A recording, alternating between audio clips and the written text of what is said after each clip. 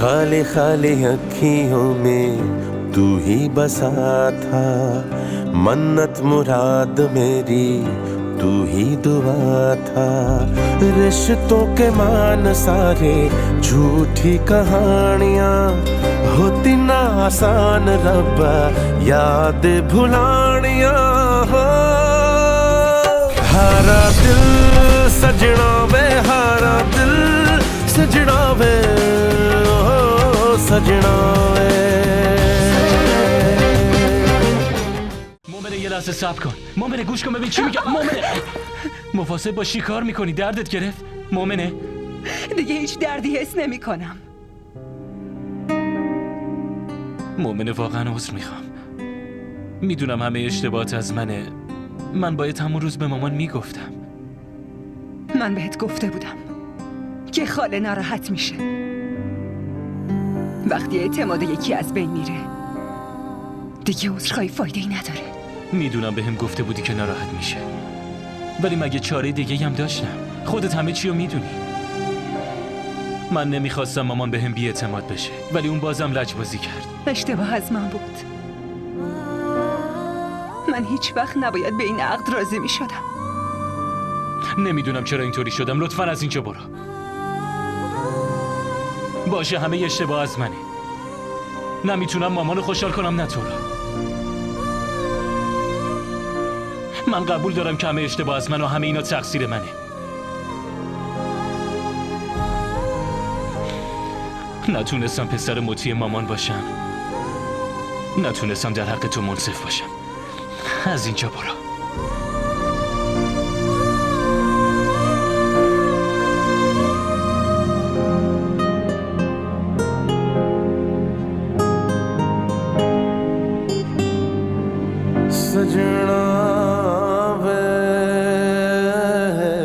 عزیز دلم، پسر خوبم. سمی پسر کیه؟ پسر آبجیه، مگه نه؟ چی شده آبجی؟ چرا گریه میکنی؟ همه چی خوبه؟ حتما مثل همیشه خاله بتول با حرفاش نیشت زده. این که واسمون حرف تازه ای نیست دیگه. مگه نه سمی؟ مگه نه؟ پس بیا تو به آبجیت بگو. حرف منو که قبول نداره. چی شده آبجی؟ حرف بزن. آبجی حرف بزن دیگه. چی شده؟ حتما عصبانی شده دیگه. نه عصبانی شد، نه تیکه انداخت. پس برگه های طلاقش رو جلوی همو گذاشته. زندگیش داره از هم میپاشه فقط به خاطر من. حتما اینم یه روش ابراز کردن عصبانیتشه. عصبانیت نه، نفرته. اونم از من. اون نفرتی که من توی چشماش دیدم. اگه یه ثانیه دیگه توی این خونه بمونم پس ظلم در حق شما میشه. آبجی چی داری میگی؟ ازم شدیداً متنفر عابده. خیلی زیاد. من نمیدونم چرا اینقدر از من متنفره، اما این نفرت هیچ وقت نمیتونه به محبت تبدیل بشه. اینو واسه اینه که داداش روحام تو رو دوست داره و اون نمیتونه محبت روحامو با هیچ کس دیگه ای تقسیم کنه.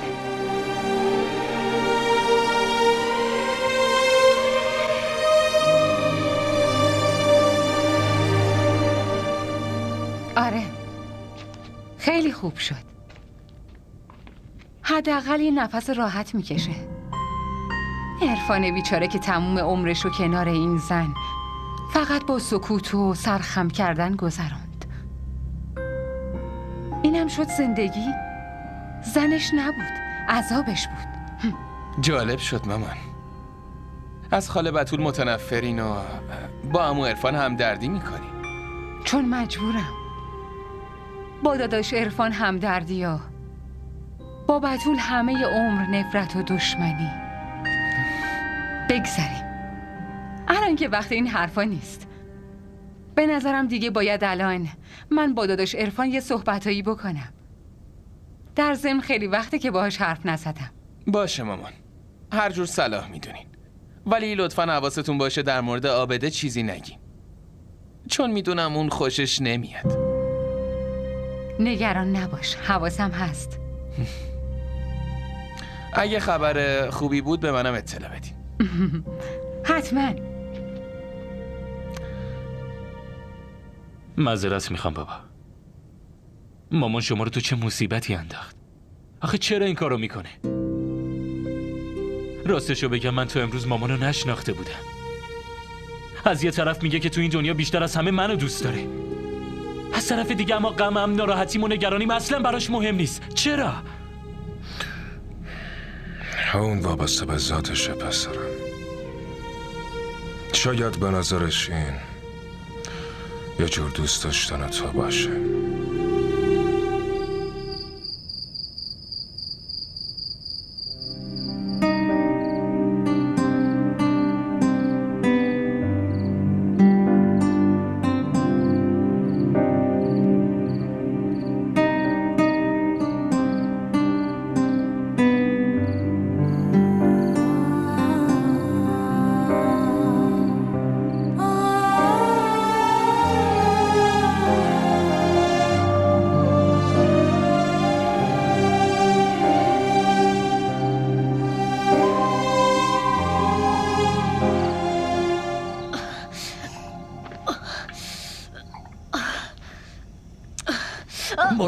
مراقب باش.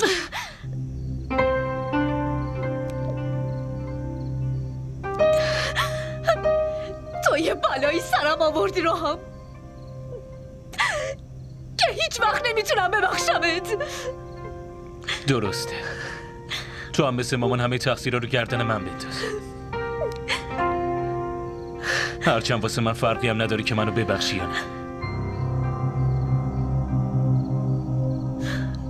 ولی برای من فرق داره. برای من فرق داره که یکی منو فریب بده و بهم خیانت کنه. من اصلا به تو دروغ نگفتم. واسه تو همه چی رو از اول میدونستی. با من نامزد کردی، با یکی دیگه ازدواج کردی. تو به این چی میگی روحام؟ من به این میگم یه تصمیم منطقی. اینجوری هم زندگی خودم و هم زندگی تو رو نجات دادم.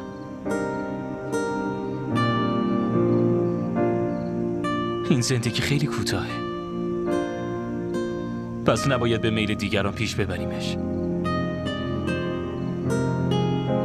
اگه من باهات ازدواج میکردم و بعد ولت میکردم، اینجوری بیشتر اذیت میشدی، نه بیشتر ناراحت میشدی. روحام تو چرا بعد از ازدواج باید منو ول میکردی؟ من اینقدر آدم بدیم؟ نفوذ تو اصلا بد نیستی. تو خیلی خوبی و لیاقت یه آدم خوب تو زندگی داری که خیلی دوستت داشته باشه و حواسش بهت باشه.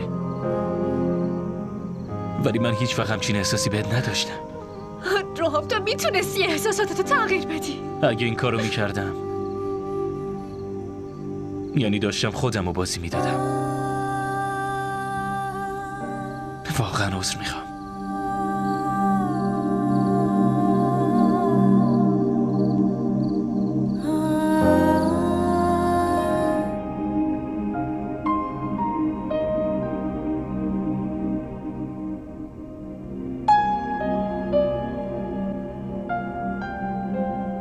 الان چطوری دخترم؟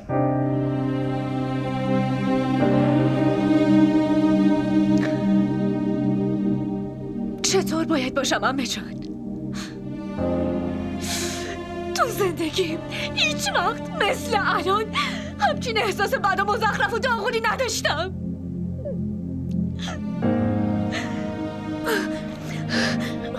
عمه، شما به هم قول داده بودین، مگه نه؟ شما به هم گفته بودید که اون همه ی حرفاتون رو قبول میکنه.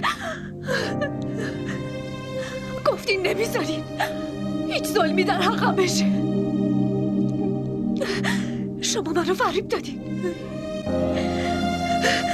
به هم خیانت کردین. میدونین اگه کس دیگه ای به جای شما این کارو با من میکرد، من همون لحظه اونو میکشتم. داری چی کار میکنی؟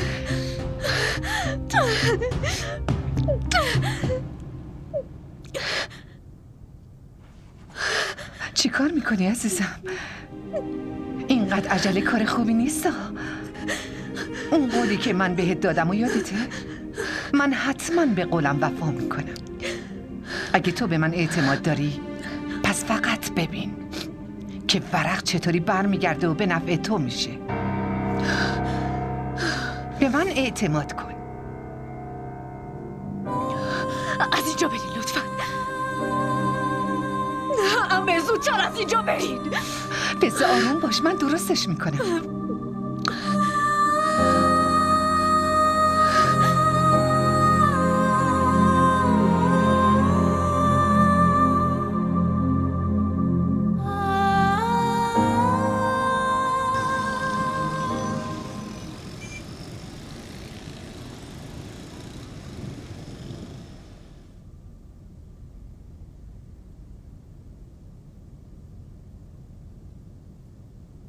امروز صبح وکیل رو صدا زدم که این برگه های طلاق رو ببره دادگاه.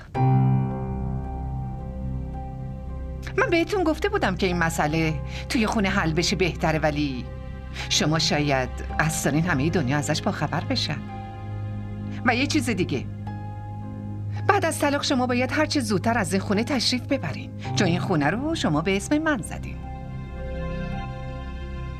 این چه حرفیه؟ من این خواسته تو رو همین الان انجام میدم. بعد از اون با غرور و لجبازی شما تنها دارین چی کار میکنید؟ آخه مامان چتون شده؟ من بهتون التماس کردم و ازتون معذرت خواستم. بازم شما به هم بگید من باید چی کار کنم. من همون کارو میکنم، ولی دیگه این طلاق بازی رو تمومش کنید. یه راهی هست، خوب فکر کن. آره هرچی شما بگید من انجام میدم. فقط شما ما رو ببخشین، اون قدم اشتباه بزرگی نکردیم دیگه که دارین تنبیه به این بزرگی میکنین. باشه، من هم تو رو میبخشم و هم آقا عرفانو، ولی تو باید مؤمنه رو طلاق بدی.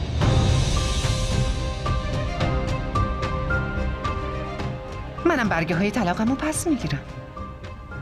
روحام، اون عقدی که شما توی خلوتتون بستین هیچ ارزشی نداره پسرم.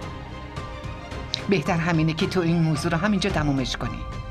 شما چی داری میگین؟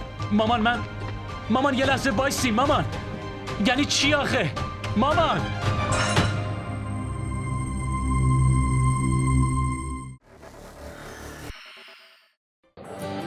بگو ببینم خوشگله. ببینی وقتی آدم عاشق یکی میشه دیگه نمیپرسه که چقدر خوشگل. شاید اون از همه خوشگل‌تر باشه. این عشق عزیز دلم آب نیست که هر وقت تشنت شد بگی یه لیوان آب بده. برای آب باید هزینه‌شو داد، به همون قیمتی که تشنه‌های کربلا پرداخت کردن.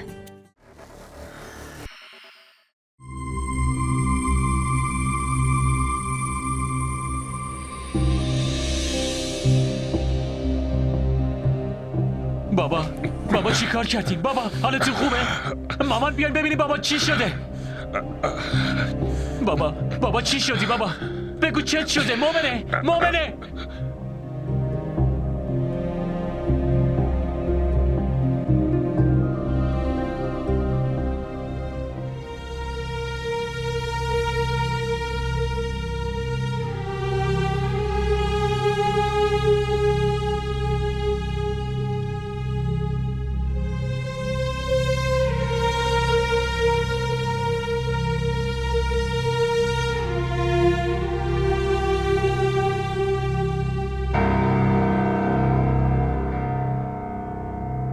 اینا همش به خاطر شماست.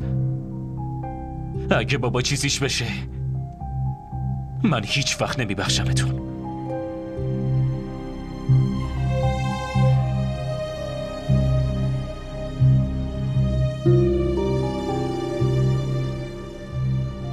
آبجی تو الان باید پیش داداش روحان باشی. تو برو، من مواظب سمی هستم. من نمیتونم برم اونجا. خاله بتول اونجاست و هر لحظه ممکنه مثل یه بمب ساعتی منفجر بشه. دل اونو فقط خدا میتونه برم بیاره. و اگه خدا هدایتش نکرد چی؟ اگه داداش روحان ازت ناراحت شد چی؟ دارم بهت میگم زود برو. تو چرا داری لج میکنی؟ آبجی من که لج نمی کنم. من به فراز زنگ زدم، اون الان میاد، تو باهاش برو. من مواظب سمی هستم. دارم دارم راست میگم دیگه. برو، مشکلی نیست. الان خوشحالی؟ با این کارات و نقشه‌هات به آرامش رسیدی؟ ببین، اگه به خاطر تو بین مامان و بابا مشکلی پیش بیاد، من میدونم و تو. من تو رو تو این خونه که نه، تو این دنیا نمیذارم بمونی. تو چی فکر کردی؟ من اگه ساکتم اصلاً به این معنا نیست که تو این خونه تو رو به عنوان همسر روحام قبول کردم. با قبول داشتن یا نداشتن تو هیچی تغییر نمیکنه. عمو عرفان خودش رخت اینا رو بسته. عابده. و دیگه این موضوع رو همینجا تموم بشه. دهنشو ببند. تو کی هستی که موضوع رو بخوای تموم کنی؟ خواهرش. من خواهرشم. من که حتی حرف اشتباه پدرم هم تحمل نکردم. پس تو دیگه کی هستی؟ عابده ساکت باش. نون ما رو میخوری و به ما زورم میگی؟ روزی دست خدا بنده، نه دست بنده احمقی مثل تو. عابده ساکت شو. مگه عقلتو از دست دادی؟ عروج لطفاً، من به جای خواهرم ازت معذرت میخوام. ببین الان وقت دعوا نیست. الان تو باید پیش عمو باشی. لطفاً من معذرت میخوام.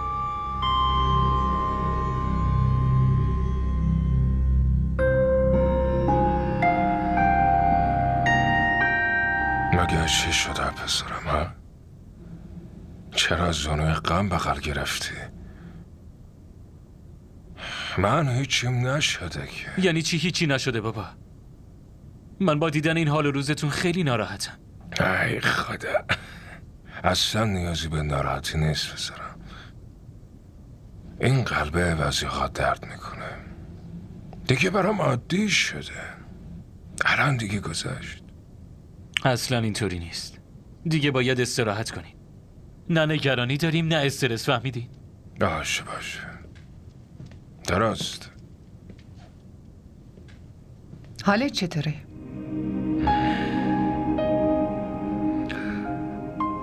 روحم پسرم میخوام استراحت کنم. پسرم تو اینجا مواظب بابات باش. من با دکتر صحبت میکنم. به مامانوت بگو نیازی نیست برای من کاری انجام بده. من هنوز مسئولیتم یادمه آقا عرفان. شما فعلا استراحت کنین. نیازی نیست فعلا سر این موضوع بحث کنیم. مامان شما لطفاً از اینجا برین. بذارین بابام استراحت کنه، من مواظب بشم.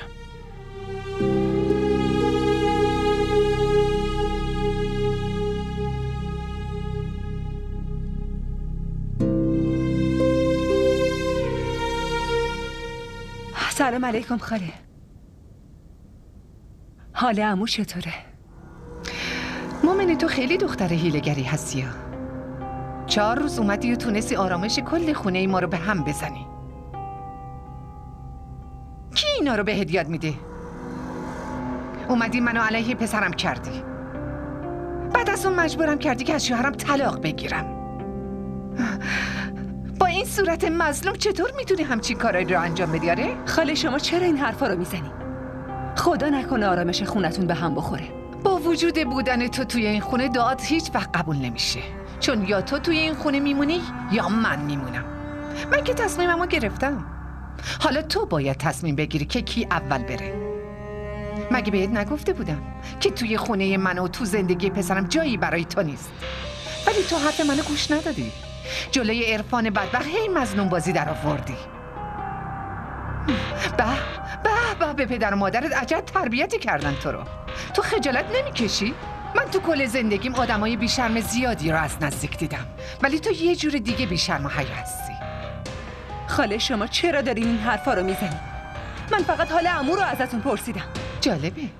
یعنی دیگه الان تو باید به من بگی که کی باید چه حرفی رو بزنم؟ خاله لطفاً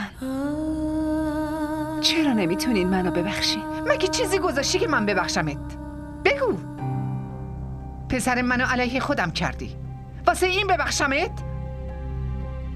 شوهرم هم مجبور شده که بره طلاقم بده، واسه این تو رو ببخشم؟ چقدر پر روی آخه. تو اینو میدونی و خیلی هم خوب میدونی که اینا همش به خاطر توه. اگه الان عرفان با این وضع تو بیمارستان بستری نبود، شک نکن من همین الان تو رو از این خونه مینداختمت بیرون، چون تو لیاقتت بیشتر از این نیست.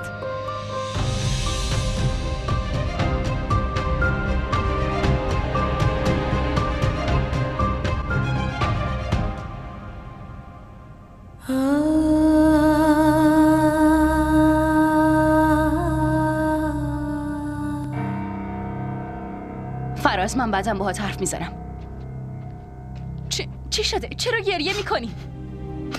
از بیمارستان تماس گرفتن، ولی من الان با فراز صحبت کردم، با خاله اونجان. عمو کاملا خوبه.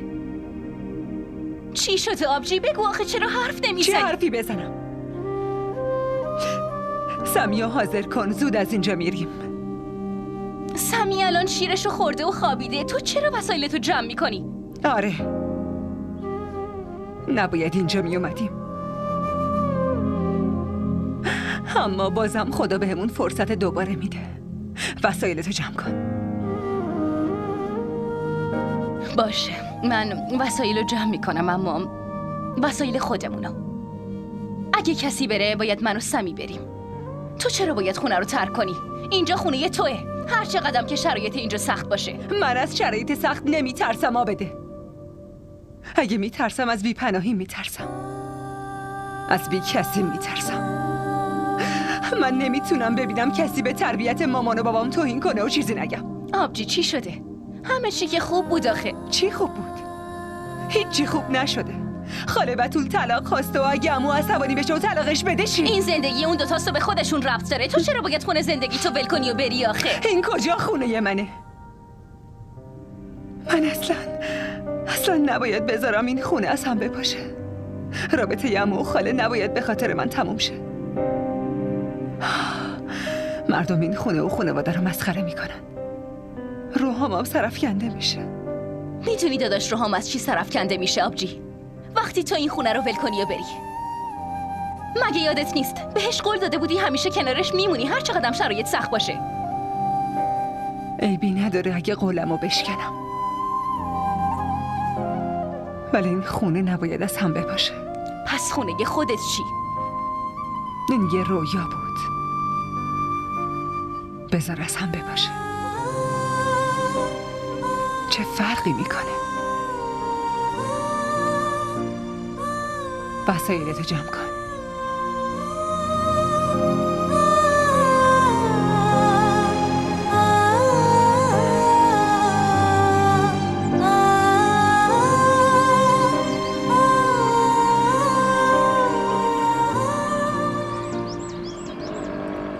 رسیدیم بیا خواهر. بگیر کلید خونه. ما را در شبکه‌های اجتماعی دنبال کنید. چقدر شد داداش؟ بفرمایید.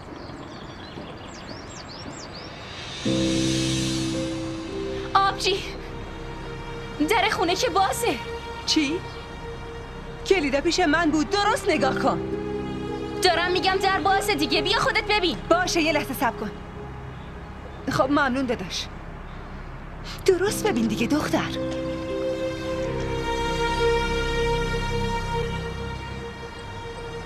آخه این چطور ممکنه؟ منم همینو دارم میگم. خیلی خوب کاری کردین همه.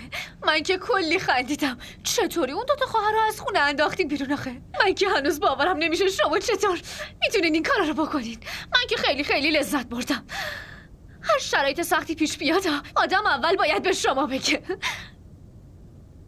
ولی خب همه شما به اینم فکر کردین که نکنه که یه وقت روحام این خونه رو ول کنه و از اینجا بره؟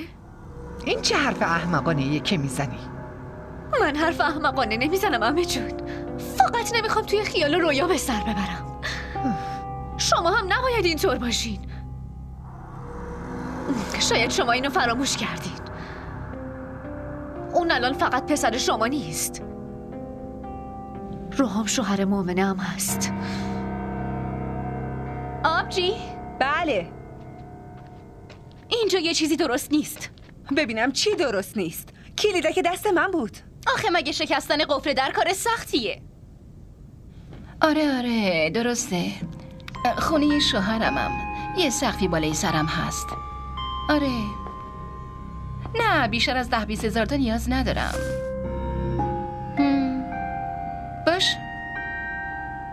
باشه بهت میگم بعدم باهات حرف میزنم. شما چرا اینجایین؟ پس باید کجا میرفتم؟ خونه شوهرمم، همینجا باید بیام. تو اینجا چی کار میکنی؟ مگه ازدواج نکرده بودی؟ خوبه فقط 4 روز بود، دوباره برگشت. اینجا دیگه خونه شوهر تو نیست، فهیمه؟ بعد از فوت بابا ما دیگه باهات هیچ ارتباطی نداریم، فهمیدی؟ اینجا خونه مامانمونه. زود باش، وسایلتو جمع کن و همین الان برو بیرون. وای خدا، این دختر زبونش 40 متر درازتر شده انگار. خونت عوض شد اما خودت عوض نشدی. من که فکر کرده بودم این همه مشکل داشتی سر عقل اومدی. مشکلمون بخوره تو سر دشمنمون. انشالله تا آخر عمرش رو همون زندان بپوسه. حالا میبینی. پلیس بر علیه من هیچ مدرکی پیدا نکرده، واسه همین آزاد شدم. حالا وایسا، قاسمم خیلی زود آزاد میشه. من که میگم همه اینا نقشه خود توئه. نه؟ راستشو بگو. تو ابرار رو کشتی؟ تو با پدرت مشکل داشتی، هر لحظه همش باش دعوا میکردی. حرف مزخرف نزن. خودت مزخرف نگو دختر، لازم نیست با من دهن به دهن کنی. منم علاقه ندارم با آدمی مثل تو دهن به دهن بشم. تو خودت از روز اول به خونه زندگی بابام چشم داشتی. چرا چشم نداشته باشم؟ شوهرم بود. منم جزئی از این خانواده شدم دیگه. مرد رضای خدا ساکت شین. اشتباهی که از بابا سر زد تموم شد، ولی شما از اشتباهتون درس نگرفتین؟ از کدوم خانواده حرف میزنی؟ یادتونه با من چی کار کردی؟ اون موقع یاد خانواده نمیافتادین؟ گوش بده دختر، کاری نکن دهنم باز بشه ها. من بهت گفتم که اگه با قاسم و آبرومندی ازدواج کنی تو همین خونه میمونی، اما نه، تو یه شوهر پولدار و محترم میخواستی، نه اونو. ازدواج کردی، به خواستت رسیدی. خدا رو شکر که با اون عوضی ازدواج نکردم، وگرنه هیچ وقت خودمو نمیبخشیدم. خوبه، باشه، پس الان منم ببخش. به مراد دلت رسیدی؟ مگه وقتی که بابات زنده بود این نامزدی به هم نخورده بود؟ حداقل احترام باباتو نگه می‌داشتی. آبجی تو چرا سر موضوع الکی بحث میکنی؟ الان به فراز زنگ میزنم. به نظر میرسه باید دوباره از پلیسا کمک بگیریم. عابده لطفاً لازم نیست این کار رو انجام بدی. تو برو تو، من خودم با این حرف میزنم. میخوای فراز فکر کنه هر روز تو خونمون یه نمایش جدید برپا میشه؟ برو تو عابده.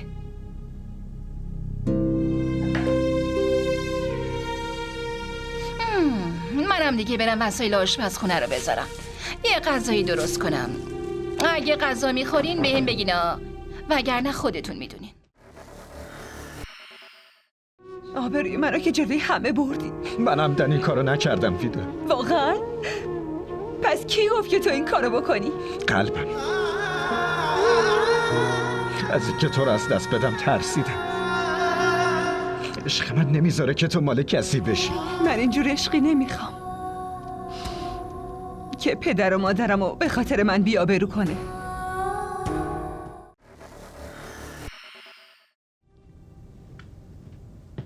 سلام علیکم آقا. علیک سلام. آقا، مومن خانم و عابده خانم خونه رو ترک کردن.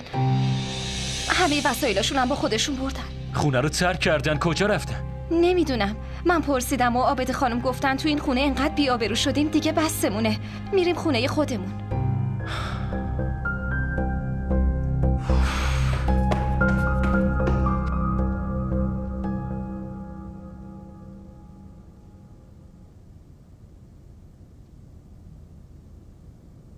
آبجی تو خیلی خوب میدونی که این زن یه هیله‌گر تمام عیاره.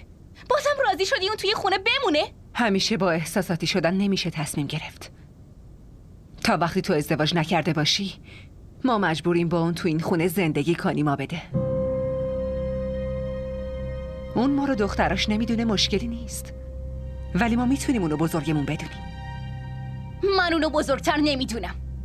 آبجی دل تو مهربونه اما دل من نه. باشه لطفاً اینو بذار تو کمد.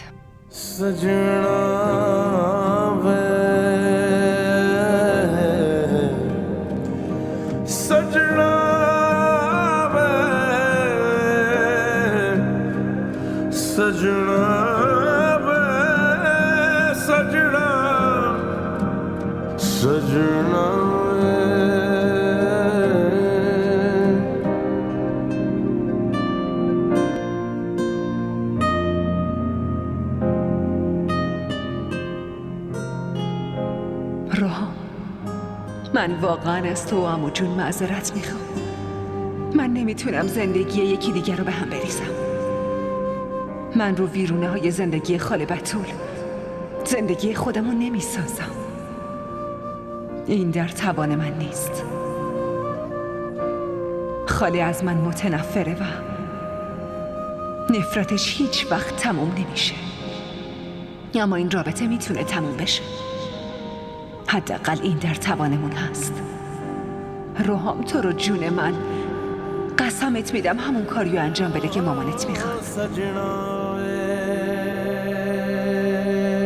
तुम दूर हुए मजबूर हुए हम कैसे करें ये दर्द बयां रेजा रेजा सब ख्वाब हुए छम छम बरसे प्यासी अखियां हारा दिल सजना वे हारा दिल सजना वे हारा दिल सजना वे ओ सजना वे हारा दिल सजना वे हारा दिल सजना वे हारा दिल सजना वे ओ सजना वे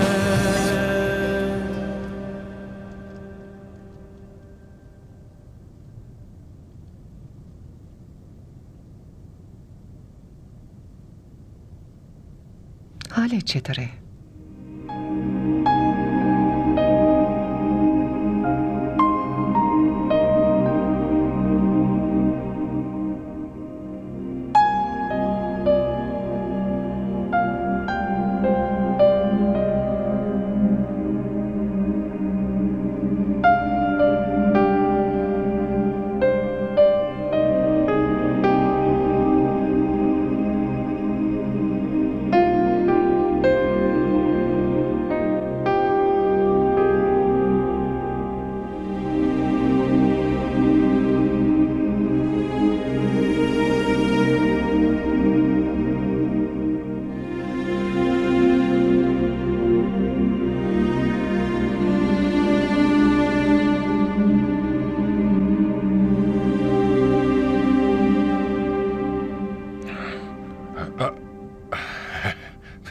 آرومتر آرومتر، مراقب باشی.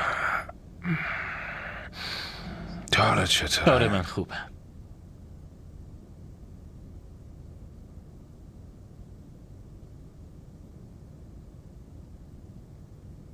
ما را در شبکه‌های اجتماعی دنبال کنید.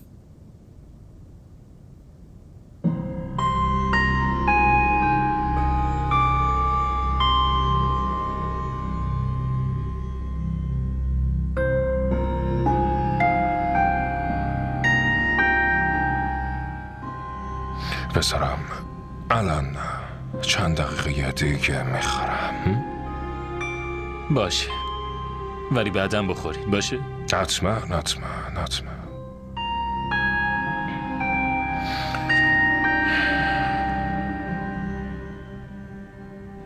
مامنا کجاست؟ کسی مانع شده که بیاد اینجا؟ چی شده که عیادت نیومده؟ شاید واسش مهم نیستی که نیومده. مطمئنم که بیشتر از همه براش مهمم. شما اینطوری فکر میکنی. من بهش گفتم بریم ولی گفت دلش نمیخواد بیاد. عیب نداره. به هر حال من ازش ناراحت نیستم پسرم. اون شاید شرایط الان و اخلاق عجیب مامان تو خیلی خوب فهمیده. خونه ما به این عروس فهمید و عاقل نیاز داشت.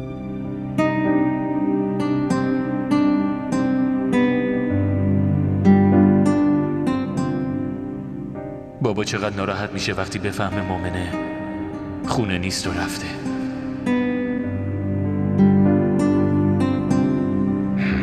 چی شده پسرم؟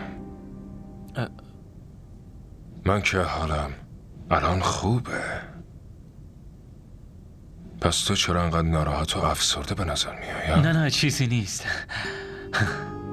فقط جای شما خیلی تو خونه و شرکت خالیه. فقط همین. در ضمن بابا عمو فیروز میخواست شما رو ببینه. یه سری برگاه هست که گفت باید امضا کنین. من خودم بهش زنگ میزنم. تو میتونی امضا کنه پسرم. برو. الان دستتون چطوره؟ خب بهتره. دیگه واسه چی اومدی پول بگیری؟ کارم هم که نتونستی درست انجام بدی. الان چه پولی میخوای؟ عقل تو که از دست ندادی فهیمه. ببین اون پولو که باید به من بدین. هرچی نباشه عروستون پیش منه. با این اوضاع مالی دیگه زندگیمون با پول کم نمیچرخه. عروستون هست، اون بچه هم که هست، به کدومشون برسم؟ اون دختر عروس من نیست. ازش متنفرم، هم از خودش، هم از بچهش و هم از کل خانوادش. نفرت تو چه فرقی به حال روز من داره آخه؟ خیلی زود برگاه طلاق میفرستم. بعدش تو میدونی و اون بچت. حتی اون بچه رو بگیر بزرگش کن، یه روزی به کارت میاد. با این سن زیادت که نمیتونی ازدواج دوم بکنی. تو تموم عمرتو میخوای همینجوری مجردی بگذرونی؟ بس کن دیگه، من آدمی بیکاری نیستم. عادت هم ندارم حرفای الکی بزنم. هرچی تو دلم باشه همونو میگم. و واقعیت اینه که من همون کاری رو کردم که شما گفتین. این کارو کردم یا نه؟ راستشو بخوام بهتون بگم، عشق اون دوتا خیلی واقعیه. شما خیلی تلاش کردین نشه، اما چی شد؟ تونستین اون دوتا رو جدا کنی؟ هیچی نشد. شما همه تلاشتون رو کردین، اما دیدین؟ شما به من گفته بودین فهیمه ازدواج قاسم و مؤمنه رو جوش بده. منم همین کارو کردم. به حرفتون گوش دادم دیگه. حتی به خاطرتون قولی که به شوهر مرحومم هم داده بودم و شکستم. وگرنه من چه نیازی داشتم زورگویی کنم؟ ولی من حرف شما رو قبول کردم. هرچی شما گفتین همون انجام دادم. کافیه. خیلی حرف زدی. منظورت از این مزخرفات چیه؟ زودتر بگو ببینم چی میخوای. حرف من خیلی واضحه. اون پولی که واسه عروسیشون به من داده بودین، خب همش تو رفت آمد دادگاه تموم شد رفت. حالا زندگی بدون پول که امکان نداره خانم جون. من چی کار کنم؟ در ضمن بهتون قول میدم همین که یه کار خوب پیدا کردم دیگه توی قدمی خونتونم پیدام نشه. بهتون قول میدم. فعلا که همینجا توی خونه منی. چرا؟ مگه من وظیفه پرداخت هزینه‌های زندگی تو رو دارم؟ نه خیر، ولی به عنوان یه انسان که میتونین کمک کنین. آخه هرچی نباشه من و شما ارتباط نزدیکی با هم داریم. من و تو هیچ ارتباط نزدیکی با هم نداریم، فهمیدی؟ این دفعه بهت پول میدم، ولی از این به بعد تا آخر عمرت قیافتم به من نشون نمیدی، باشه؟ من با اعتماد کردم به تو ضرر بزرگی کردم. نه تو به کارم اومدی، نه اون خواهرزاده احمقت. اشتباه کردم که از یکی مثل تو خواستم کمک بگیرم. آره درست میگین. شما کجا و من کجا؟ खाली खाली अखियों में तू ही बसा था, मन्नत मुराद मेरी तू ही दुआ था. रिश्तों के मान सारे झूठी कहानियाँ होती ना आसान रब्बा याद भुलानियाँ.